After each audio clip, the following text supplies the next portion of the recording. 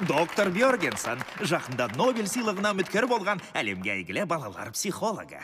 Бұл азап, өлім, қасірет. Ал енді ше? Енді көбелекке ұқсайды. Доктор Бьоргенсонның шәкіртін өмірі 22-ші жан. Қазір ертіп әкелейді. Кешіргіздер. 22 жаның барда шыққан екен. Қаншырет айтам, мен жерге барғым келмей. Болды, сауласпа. Жерге барасың, өмір сүресің. Бармай. 22-ның толға семинарында жүргеніне біраз болды. Және Ганди, Авраам Линкольн, Тереза шешей секілді мықты тәлімгерлері болған. Бәрін жылаттым ғой. Мән бермеңіз. Жіберші Сізбен мені. қауышқанымызға өте қуаныштымыз, доктор Бьоргенсон.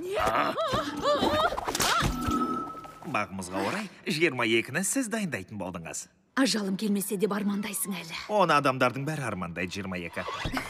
Сәт сапар, бай!